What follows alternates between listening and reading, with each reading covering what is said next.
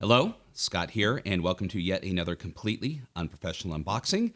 Sorry I've been away for a while. I was just at Strategicon in Los Angeles over last weekend, and also once that was completed, I had to take care of some editing details for the podcast that I do with Keith from RollingBoxCards.com for Titterpigs, the tabletop RPG podcast. And we recently did a little roundtable discussion with Andy Markham regarding zines for Zine Month. So if you get a moment, go check out that podcast. I really enjoy it. And it was a wonderful just discussion about nostalgia and also what zines are like today. So back to the unboxing at hand. So what this is here is a Kickstarter fulfillment that has arrived late. And after a couple of emails and a bit of follow up on myself and touching base with the creator of this Kickstarter, come to find out that it was late because it was my fault. Sometimes when you're dealing with the Kickstarters, real life gets in the way and emails get caught in the mix. And you don't realize that the Packer kit has arrived, asking to pay for the shipping or to just, handle your fulfillment. And you think you've done it, and unfortunately you're not, so you end up with egg on your face. But thankfully, this wonderful package has finally arrived. And I'm not going to give away what it is, but we'll go ahead and take a look at it and see how it turned out. So, got my Coleman steak knife here, and it's here to assist me in opening this. We are now almost into March. No accidents as of yet. This one looks a little bit tricky, so today might be the day where we will see the cutting of my hand and blood on screen. Whatever, who cares? So, anyways, back to the package at hand. All right, we'll go ahead and get this thing opened up. There is an enormous amount of personal information on the front of the package, so I may need to open this off screen temporarily. So if you will excuse me, I'm just going to move this off. And let's see here. And I do have a monitor now in front of me, so I can kind of see how things are positioned. So it's nice to kind of keep an eye on things. And yes, I'm still in frame. All right. Well, professionally packaged this one. I'm not joking. You may see me stabbing myself today. Ugh. And go. And no, I do not need an X-Acto knife. I am perfectly capable of doing this with a dull steak knife that is about 15 years old. No fingers have been harmed in the opening of this box. Sweet Jesus. And a hand basket. All right. So we'll go ahead and do this. I'm going to slide this box here. And we'll just kind of take it out bit by bit. Set that out. Up here. Nope, no invoice in there. Hopefully nothing on that. Good. All right, we'll move this box out of the way. Scooch back in here a little bit. And here we are. So, what do we have here? Some of you already received this. I know quite a few of you have because I've seen your postings and whatnot, but this is something that I backed maybe about a year ago. And immediately I can tell by the cover, it has not failed to meet my expectations. Neon Lords of the Toxic Wasteland. Core Rules with a Z. So, rockin'. just a bunch of, punk rock gonzo goodness here that will melt. This video cassette will melt if left in the car or in the sun. So yeah, a lot of neon, a lot of gonzo artwork. I have no idea what this game is about. I did receive the PDF when it was fulfilled, but like most things, if I do back the the physical aspect of the Kickstarter, I do like to wait unless I am anxiously awaiting to run the game for the physical book to arrive before I look at it. And here we go. So, what do we have inside? Excuse me. All right, so this book is by Brian Shutter. You can find him on actively on Twitter and Facebook, and another one whose sense of humor is just impeccable. If you follow him just for his posts alone that even aren't RPG related, you're in for at least an occasional chuckle every once in a while. So, what is this? Mutants and Mullets. What started as a brain fart slowly mutated over time into the book you're holding, or PDF you're scrolling, a grotesque amalgamation of old school RPGs. Heavy metal, punk, super sugary breakfast cereals, price included, 80s pop culture, 90s in-your-face marketing, and a healthy dose of radiation. Let's see here. The process was long and began to smell of gym socks worn by the swole priest after a worship sesh to the mighty Lord Randy. Oh, yeah. Of the darkness rose this tome of insanity and post-apocalyptic gonzo goodness. Now just sit back, kick your feet up, and take it all in. Learn how to be the biggest badass this game has ever seen. If you are the Neon Lord, revel in the ways you'll decimate, maim, madden, and cause the utter destruction of your soon-to-be ex-friends. The Neon Lords of the Toxic Wasteland Core Rules is your one-stop shop for everything you need to make a kick-ass character in all the rules. That's the last time I'll do that. And setting material needed to run sweet games in the Neon Wastelands. Super Savage Systems, 16-bit rad RPGs, nice homage to the Genesis system there, Sega, and there we are. So, words by Brian Shutter, words and Warden of Blood Pit, I believe this is an adventure by Gavin Reiser, cover art by Mustafa Becker, favorite artist of mine.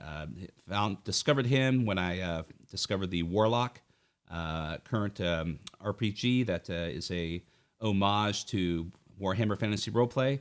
His artwork is impeccable, and it just exudes old school goodness. Check him out. Continuing on, we have a Kickstarter exclusive cover, Diogo Nogueira, which I didn't do. That's unfortunate, but I'm sure I can find a picture of that. Editing, Ryan Boyd. Interior art by Mustafa Becker. God, I'm just going to pick one, and if I mispronounce it, someone correct me, please. Ross Hayes, Chris Carmen, John DeSantos, Diogo Nogueira, Lucas Kowalczyk, and Eric Webb, Paul Cabrillo, Michael Harmon, Ed Bickford. Layout, Brian Shutter. Additional proofreading and suggestions by Eric Webb, Jeffrey Runokiva, Overlord of the Wasteland, Zachary Wolf. There we are. All right. And out of the dark times came the gnarly age, a time where humanoids no longer feared the evil of the wastelands. Now they take up the arms against the mutant overlords, and what slime-ridden horrors lay within the ruins of the forgotten world. All this fuss for some of that rich stuff. Take heed. It looks like take weed. Take heed, stranger, for these are still times of great bogus peril. May Lord Randy bless you, your slaughters, and keep you rad. Sign, some old crusty dude. I just look at that. Just look at that. That, there was a discussion of is art important to RPGs? And, I am obviously of the camp that says not only are they important, they are necessary. And quite a few people feel like art isn't, and that art is not necessary, that they would be perfectly happy with nothing but black and white letters. Black print on white paper, and that's good enough for them. And I appreciate that. It's akin to reading a novel.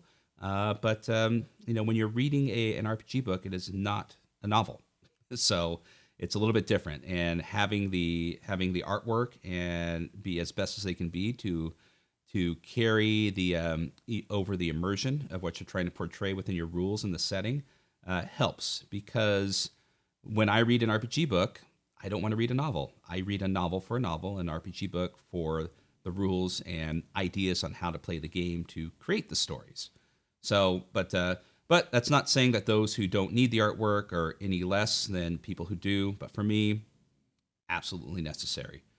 So, continuing on, we have the table of contents here. Chapters, table of contents, character creation, spell casting. So there's magic within the game. The most excellent of adventures. Looks like you get 1, 2, 3. Total carnage, total bummer, and to the max. Then we have the Neon Lords section, which I believe that's probably the term for Game Master. Yep, looks like it. We've got rich stuff and fantastical items. So you've got your treasures and what things that you can find and slay these creeps, a bestiary in the back. All right, so we have the character creation here. Meet Sack, names Rude Rob E. I am your AI guide in the character creation process. After that, you're on your own. 01001101 and so on. So we'll be interpreting that later. So player section, what a bunch of a-holes. So what do we have here? What are our options? So we've got burliness, we've got prowess, endurance, brains, and attitude. And then we've got class-based ability scores, sleeves, fortune. And we got hairstyles. Okay, so we go to personalization. Oh, wow. Yep. This is fantastic. So style plays into this game. I would imagine to some degree, very similar to how Cyberpunk would work. We have a Brutacorn, half bicorn, half machine, all attitude. Yep. If anyone ever runs this, that's what I want to play. Carrying on, we have the Cosmic Barbarian, Lord Randy be praised. Oh, yeah. Sorry, I can't do Randy Savage's "Oh yeah" right now. My throat's a little scratchy, and if I do it, I will blow out my vocal cords. Cyberskin. We can't stop the progress. The Reagan 2000 model. Awesome. Carrying on, we have Deathbringer. We have the Dwarfling, a mini Randy.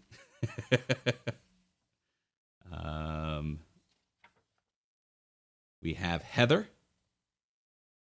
So I would imagine probably some sort of cyborg.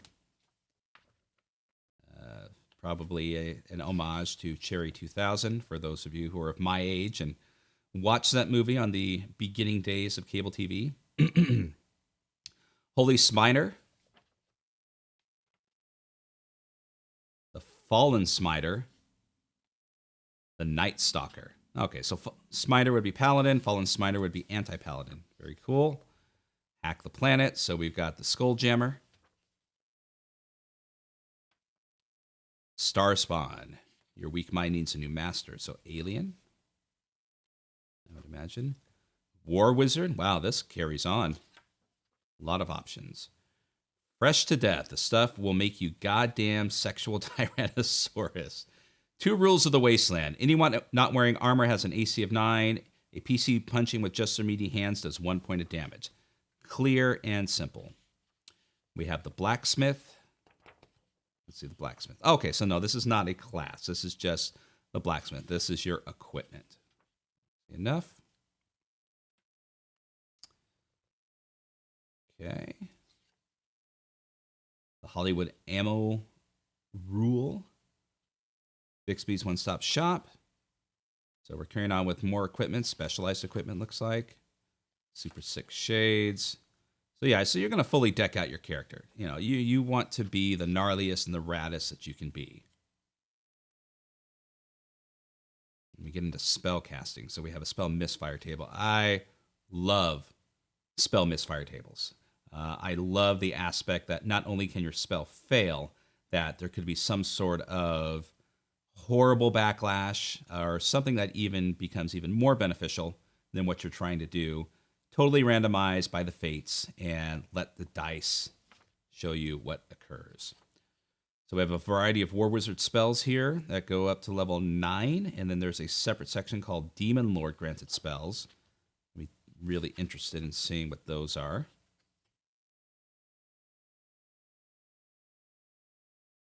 Okay. And so far, I mean, I like the layout.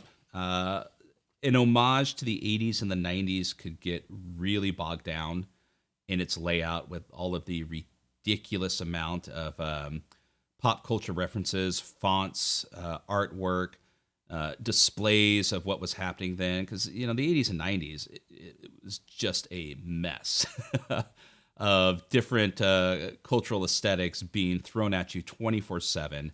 flashing lights, pink and neon, and all this craziness. And even though that this carries that that aesthetic, it's not overpowering to the point where it makes the book unreadable. So we've got rules for hacking, and then different hacks, so different programs. That's cool. We've got prayers for the holy smiters, the versions of clerics in this game. And then we have the adventures here. So I'm just going to go ahead and just kind of pop through those so they don't bring a lot of... well, wait a minute. No, that's the... So why would that be? This must be specialized things for the character classes. Yeah. Okay, so that's still dealing with the player side aspect. So we got the Neon Lords section. Attitude reaction table, sleaze reaction table. So there's going to be NPC reactions, which is great. Pick your poison, things to deal with drugs and addiction. Awesome. So yeah, so I mean, that's cool. That's something that looks like Mustafa might have created, and that is a wonderful rendition of, or I should say, homage of a beholder in this game and what it can do. Wow. So this is exciting. I love post-apocalyptic games, and the crazier the better. In anything from punk apocalyptic to Mike Evans' Barbarians of the oh god, I'm drawing a blank on it. Barbarians of the something. Sorry, but his homage to the Saturday morning cartoons Thunder the Barbarian, and this, I like my apocalypse with, a bit of a sense of humor and crazy gonzo goodness and mutations, going, up the wazoo, so to speak. And the crazier the better, because that gives people in my opinion, a sense of, just a sense of craziness where they can just go hog wild. They feel free to. They don't feel restricted by the setting, so they could keep it, high and tight with their character. That's perfectly fine. But this also allows for people to go as crazy as they want to be, and not feel bogged down, or for the game master to feel bogged down, dealing with that. Just open up the floodgates and go nuts. Okay. Let's see. So Neotrex, A History of Violence. This looks like to be, is this the adventure, or is this, okay, this is setting lore. Yep. Awesome. Done in the, paper-fed Okidata style, at least on the edges. Wonderful map here. Wish I could, well, it may be in color over here in the envelope. I don't recall what I am going to receive with this. Continuing on, we've got some other thing called Hell World.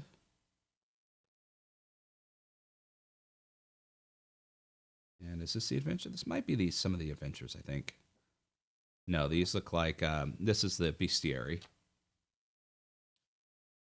So I would imagine that the monsters and the NPC characters and everything are just going to go run the gambit of, anything and everything, but still maintain that wonderful, gonzo 80s aesthetic here. Okay, so I mean, classic example here, the Meth Gator. Meth Gators are a hybrid of mutant and humanoids high on a flesh god drug called meth. Created in a lab deep within the carnage jungles where they still stock to this day. Acid meth spit. As an action, the Meth Gator can spit acid at a target, causing them to make an agility saving throw. If the save is failed, the acid dissolves a piece of metal equipment or metal weapon on target. The spit deals 1d4 damage if it hits bare skin. The Gator can spit up to 25 feet.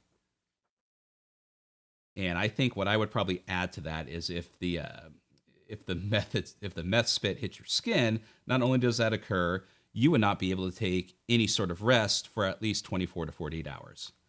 You will be up all night, grinding that jaw. All right, carrying on to other tables. E is for drunken brawls. So we just carrying on to the end. I believe we've reached the portion where there's going to be either, yes, this is going to be some of the adventures that come with it. And some maps or handouts in the back. And some printable printout standees. Fantastic. All right, and there's the character sheet. So yeah, I mean, so this could have easily be just a mess. Crazy 80s font, an overindulgence of artwork within there. But no, it's you can still read it, whether you are a fan of the font being used, but it still has that still carries the aesthetic of the game into it without it just being an insane amount of overbearing artwork within it. So very good. You've held back, I would imagine. So that's the book. And what do we have in here? All right, so it looks like it's the adventures. Move that out of the way. All right. So, Thirst for More. Oop, got stuff inside here. So this is you will need the rule book. Okay, so this is the adventure. So I'm just going to kind of do just a little quick flip through of this so as not to spoil any of it.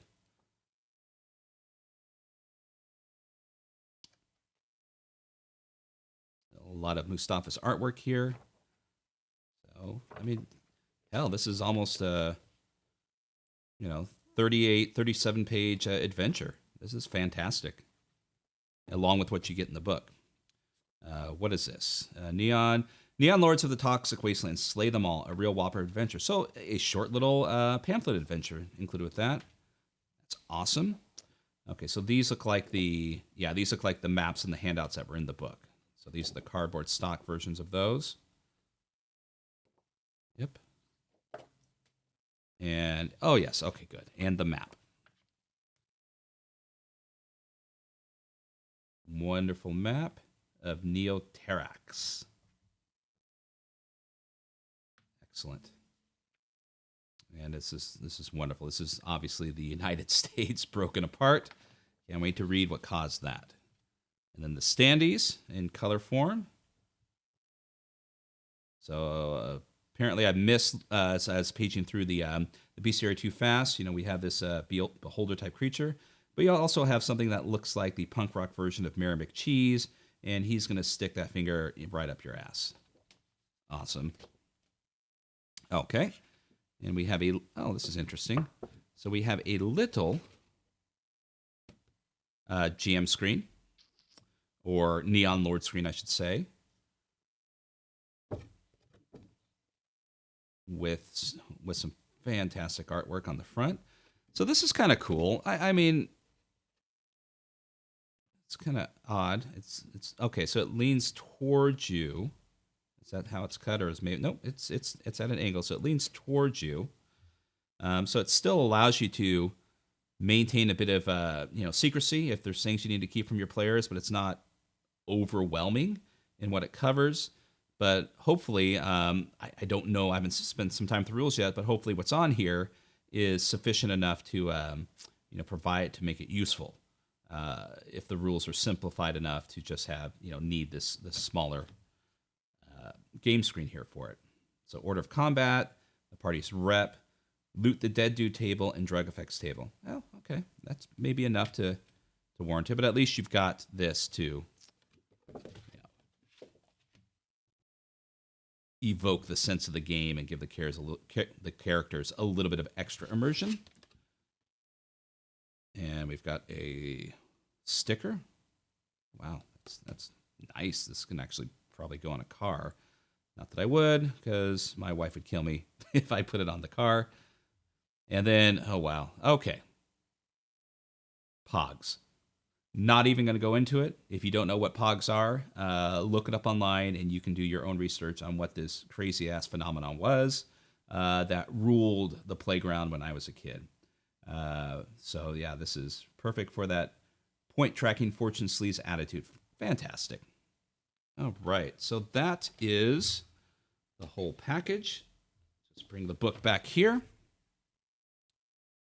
And there we go. So that was the Kickstarter fulfillment for Neon Lords of the Toxic Wasteland. Everything that it proposed to be, it has fulfilled, and and then some. This looks to be a fantastically fun book if you were into that kind of. Oh, what happened? Oh, hold on. My camera screwed up here. Well, we will continue on without me talking. So, because this is too good to, I'm not going to redo this whole freaking thing. So enjoy me frozen in the corner there somewhere. But anyways, this was Neon Lords of the Toxic Wasteland. And as I said, it is fulfilled beyond expectations. Pick it up, get the PDF. There'll be links in the notes here. Definitely looking forward to reading this. Definitely looking forward to hopefully someday getting this on the table or playing it at a con. And obviously, if someone offers this game, check it out. Pick it up. It looks like it's going to be an absolute blast. And even if it's just for a an in between game as a palate cleanser between your campaigns to just give you a fresh take and a fresh look at a wonderfully gonzo looking apocalyptic game. So there you are. My name is Scott. This has been another completely unprofessional unboxing. And I'm still frozen there in the corner, so not sure what happened with my secondary camera. But hey, as stated, it's completely unprofessional. So check out the information in the description regarding this game, and also you'll find information regarding the podcast that I'm on called Titterpigs. And oh wait, camera's coming back. Screw it. Continuing on. So yeah, check out the podcast called Titterpigs. You'll see the information of that I do with Keith from Rolling Boxcars. As mentioned at the beginning of this, check it out. You can find us on any of the podcast hosting services out there, and also look for us on YouTube, where I'm also posting copies of the podcasts after they come out. So thank you, everyone, and have yourself a wonderful day.